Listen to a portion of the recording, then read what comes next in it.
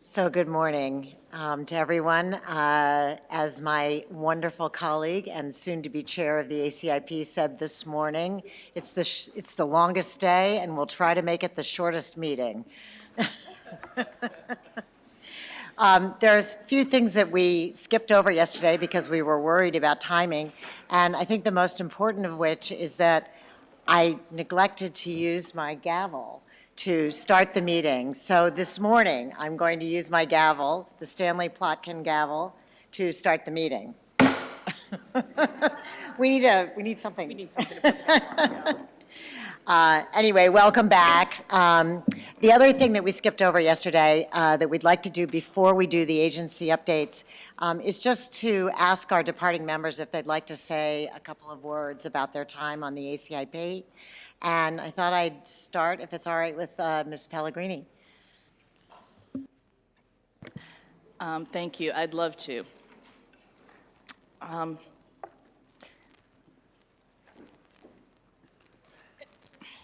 This is hard, right? Like this is hard. This is a hard group to leave, not only because you feel like you're doing important, valuable, really important work, but because the people are so amazing.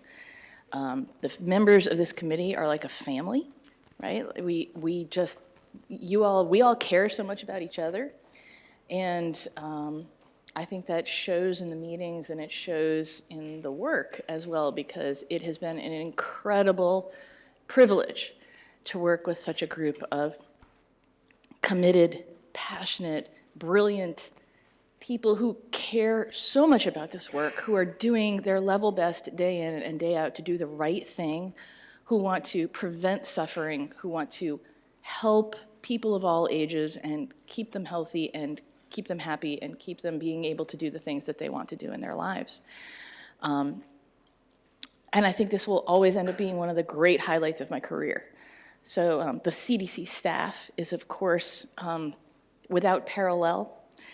Again, a group of incredibly just brilliant, committed, passionate, but also compassionate people. And it has been an amazing experience. It has been a learning experience.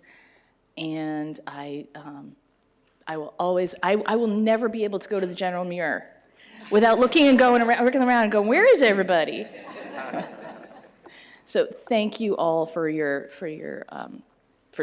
wisdom, for teaching me, for everything you do every day, and for your friendship and your caring.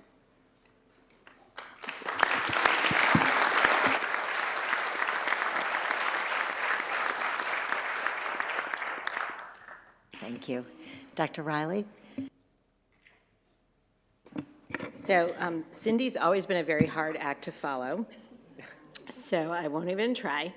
But I, too, would like to thank everybody on the committee and everybody in this room for the privilege of having this job for 4 years.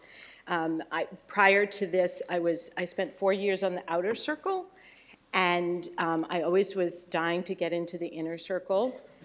And then it's one of those things where once you get in, you're like, what have I been wishing for all along?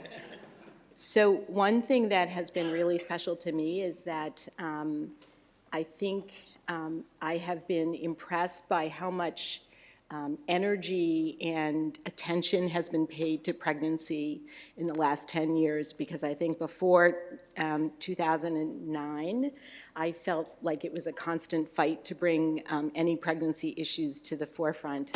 And then after 2009, people woke up. And then since then, there's really been a lot of attention and interest paid into a very special group that has very different physiology. And so for that, I am very, very thankful, and it's been a pleasure to be part of that. And then the other thing that's really been an eye-opener to me is that I really didn't understand the power of public health until I was on the inner circle. And I have so much respect for the people at CDC and what they do. It's incredible that you can manage to make such huge decisions for an entire country. And so that's been another really important thing to me. And when I think about evidence-based medicine and how do you apply it. The funny thing is that at the end of the day, I'm sitting in this chair as a mom and as a Black woman, and so it has a different picture for me, but it's incredibly hard to think about the entire population, and so thank you for that opportunity.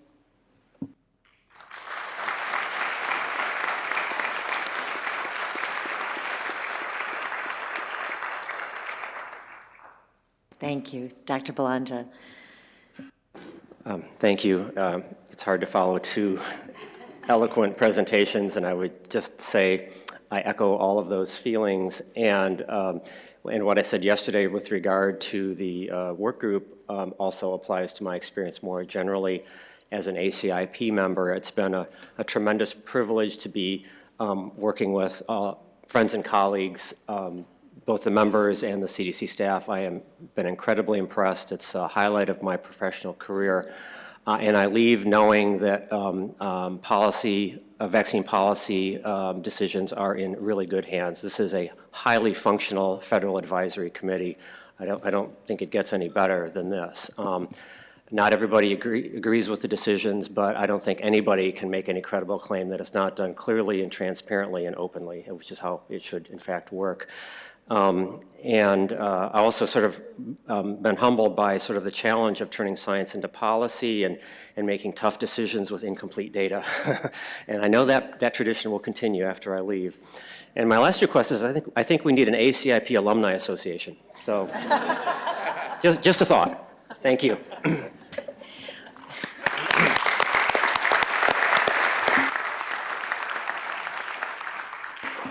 I completely agree, and we're going to make you president. I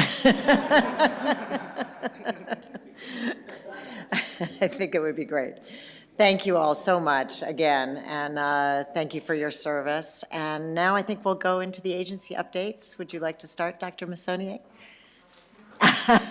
Sorry. Great. Good morning, everybody. Actually, usually I go last now, and I wasn't ready. Okay, I have some brief updates.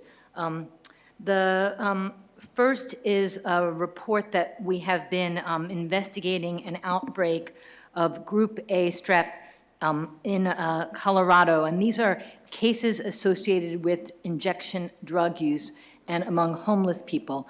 This is really a new phenomenon for us, this question of infectious diseases associated with injection drug use, and one of the questions that's been raised is whether there's any association with the opioid epidemic. So you may be hearing more about these outbreaks, and of course questions are raised about the utility of vaccines to prevent these cases. The National Immunization Conference that many of those in the room attended was May 15th to 18th. More than 1,500 local, state, federal, and private sector immunization stakeholders and partners gathered to explore science, policy, education, and planning issues. And this year's conference was held in conjunction with the National Adult and Influenza Immunization Summit. Presentations for the NIC are actually available online. Speaking of pregnant women, we are working to improve immunization rates among Medicaid-covered children and pregnant women. Our Immunization Services Division hosted a special meeting on May 31st entitled That, and this is part of a CDC-funded cooperative agreement focused on immunization barriers. The meeting brought together members of the Community of Practice states, Colorado, Indiana, Kentucky, Montana, and New Mexico, project partners, CMS, and leaders in Medicaid, public health, and immunization from around the country. I also want to just note that, as many of you know, this is the 100-year commemoration of the 1918 pandemic, and I expect that you'll see a variety of events throughout the year, both CDC-sponsored and a variety of partners at state and local health departments and partner organizations.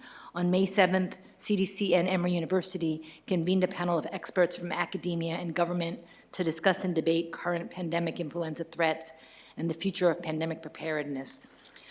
Sessions included historic overviews of the 1918 pandemic, current threats and challenges, and perhaps a highlight for many people was a panel of former CDC directors who reflected on leading a variety of high-profile outbreaks. For those of you who are in DC, which I expect many of you are, There's also a really great exhibit at the Smithsonian. It's called Outbreaks, Epidemics in a Connected World. It's at the National Museum of Natural History. The exhibit uses case studies of HIV, AIDS, Ebola, and influenza to highlight the social, emotional, and cultural impacts of epidemics. There are a variety of special events being planned in conjunction with the exhibit, and they're also working on a traveling exhibit if folks are interested. This is going to be open to the public for the next 3 years. And finally, I have a couple staff announcements. Although I don't actually know if she's in the room, but Sonia Rasmussen, who is currently the director of the Office of Infectious Diseases, is retiring from CDC after 20 years of federal service. After leaving CDC, Dr. Rasmussen will be joining the University of Florida as a professor in pediatrics, where she'll be providing clinical care to patients with genetic conditions, teaching and continuing her research in public health. As Laura knows, one of her passions is certainly diseases in pregnant women and vaccination in pregnant women, and we'll sort of carry that with us from both you and her.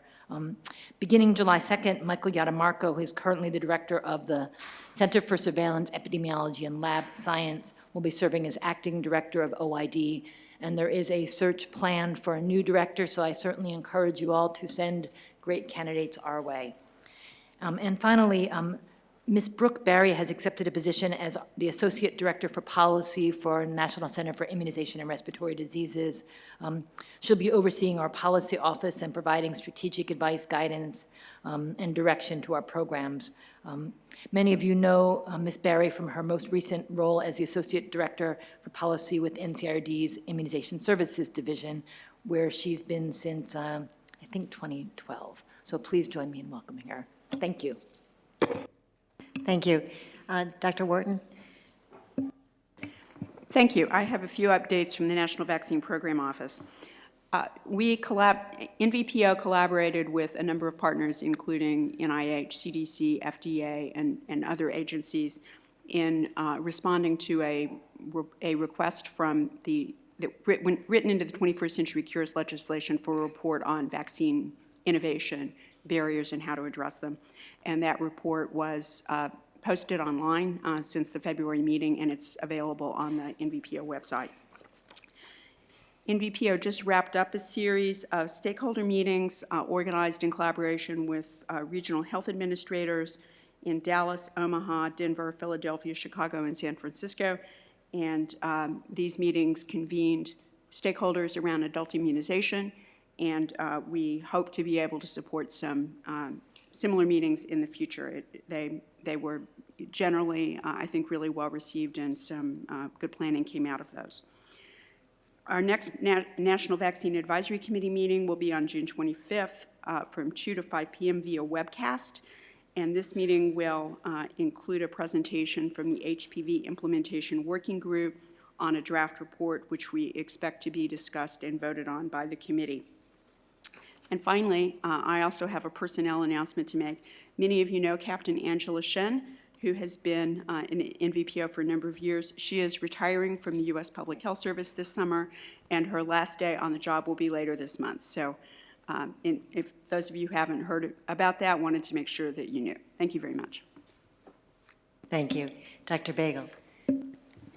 Good morning. So given the focus on influenza vaccines at this meeting, I thought it was appropriate to give a few updates on NIH flu studies. So first, the strategic plan. There's a strategic plan released in February, published in Journal of Infectious Disease, that maps NIAID's vision for how we get from our current vaccines to a point where we would have universal influenza vaccines, and then goes through the details of both understanding transmission better, characterizing immunity better.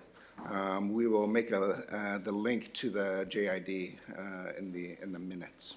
For H7N9, in March, NIAID launched 2 clinical studies with the new H7N9. We've done H7N9 in the past.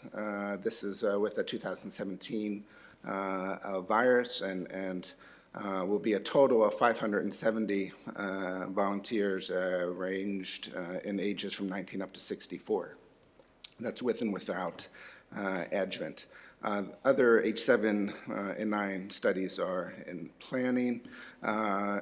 Additionally, in May, NIAID began testing the universal influenza vaccine called M001. This is a safety and immunogenicity study and will enroll 120 healthy participants.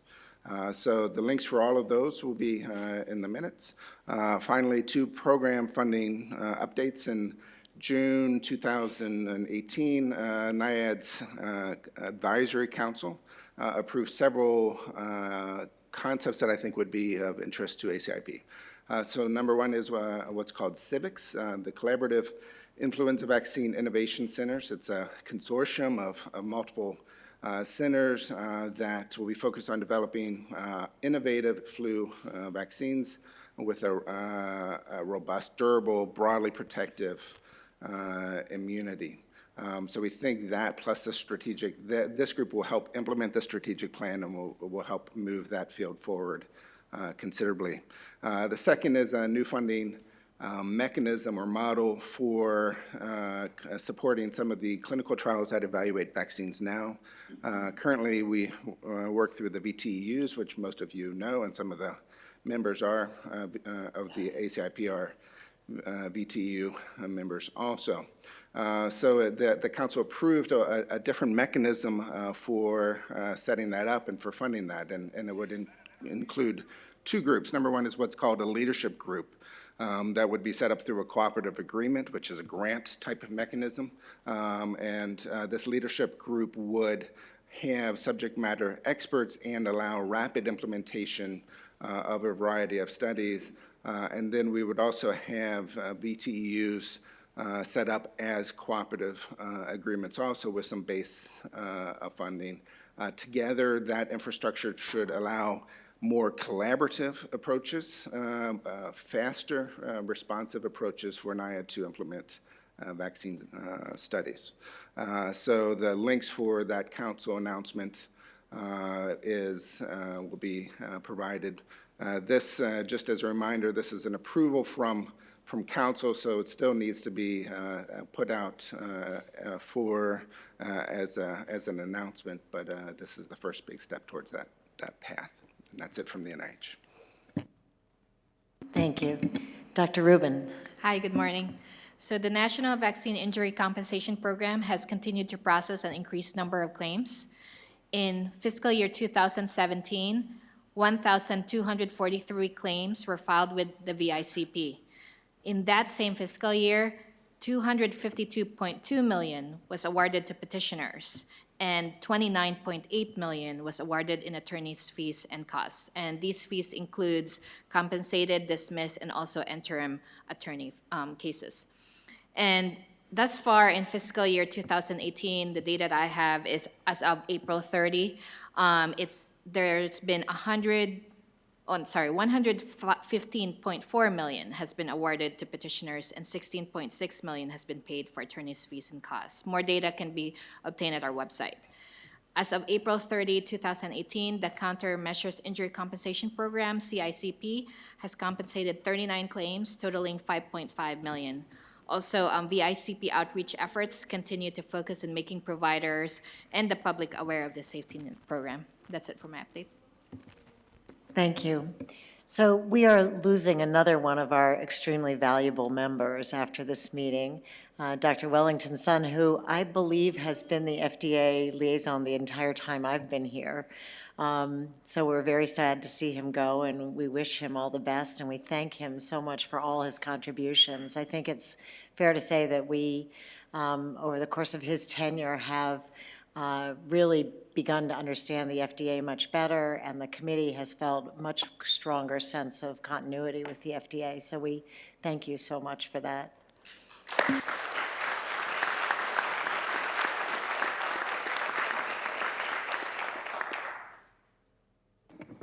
Thank you, Dr. Bennett. That's very kind. I will make a few remarks later, but let me go through the agency update first. So since the last ACIP meeting in February, a couple of things that are occurring at the FDA. First, we had a Vaccine Advisory Committee meeting in May of this year, of which Dr. Baker was a very important participant. This was a advisory committee on the development of Group B strep vaccines to prevent neonatal sepsis, invasive disease. So a couple of topics were discussed at that particular meeting. One was the use of various clinical endpoints for the pivotal trials, such as end of early onset disease or late onset disease, or a combination of other clinical entities. We also discussed the use of immunologic endpoints to demonstrate vaccine effectiveness as a potential approach, and the need for developing standardized assays and serologic correlative protection from animal studies as well as epidemiologic studies. We also discussed the potential role for colonization as a way to evaluate effectiveness. And then other activities, we are working very closely with the CDC on the topic of the use of the anthrax vaccine in mass vaccination event scenarios, working through the regulatory mechanisms to make the vaccine available to all age groups. So that work is ongoing, and your vote yesterday will I'm sure, be a very important part of those considerations. The other thing that are also looking over the horizon are, because of the increasing importance role of the use of real-world evidence in informing vaccine effectiveness post-marketing, there's a lot of ongoing activities and related to vaccines and real-world evidence, and what can be used, what would qualify, or what can be used to inform vaccine efficacy through these types of data other than randomized controlled trials. And then so I would like to end on a personal note, and to my colleagues at the ACIP and CDC. As Dr. Bennett said, this is my last ACIP meeting as FDA liaison. In August, I will be departing the FDA. I would like to thank the ACIP, all of the ACIP executive secretaries that I've worked with, Dr. Larry Pickering, Amanda, all the chairs, Dr. Baker, John Tempe, and of course, Dr. Bennett, and the directors, Ann Shuckett, Dr. Ann Shuckett, and Dr. Nancy Missonier. Also, all the ACIP staff who have made all these meetings so smooth. Jean Smith, Jessica McNeil, Stephanie Thomas, Natalie Green, Barbie Kozar, Vonda. The work group leaders I worked really closely with, Mark Fisher, Lisa Groskov, Lori Markowitz, Aaron Staples. My thanks to all of them. So I've always looked forward to coming to these ACIP meetings because I know that I'm going to learn so much, but I'm also there's some trepidation always coming here. Am I going to be having to explain some FDA decision, or will I be able to answer the questions that are asked of me? So these are all my anxieties for these meetings. But this is a necessary and good thing, because the ACIP is really a forum for making evidence-based vaccine recommendations and policy. And as someone pointed out yesterday, there's accountability and transparency here. So I've come to really appreciate the importance of the close collaboration between and the partnership between FDA, ACIP, and the CDC in promoting the public health through vaccines. So it has been a real pleasure and privilege for me to have served with you in these last 8 years. Thank you.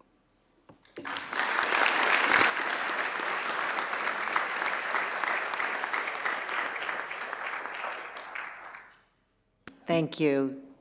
Dr. Weiser. Good morning. So we have three brief updates from Indian Health Service. The first is just a report on our influenza vaccine coverage. So for the 2017-2018 flu season, Indian Health Service administered 352,866 doses of influenza vaccine to patients seen at IHS, tribal, and urban health facilities. Our influenza vaccine coverage among children 6 months to 17 years was 39.1%, and coverage among adults 18 years and older was 35.5%, and these numbers have not changed too much in recent years. In addition, this is something that has changed. The IHS facilities now have a mandatory healthcare personnel influenza policy, and influenza vaccine coverage among federal IHS healthcare personnel was 95.8% for the 2017-2018 flu season. So we're very pleased about that change. The second update, we heard about the regional meetings that took place from NVPO, and IHS participated in the Region 5 and Region 9 meetings in Chicago and in San Francisco, presenting at the meetings information on IHS efforts to implement the INVAC and CDC standards for adult immunization practices in our facilities and to improve access to adult immunizations in American Indian and Alaska Native communities.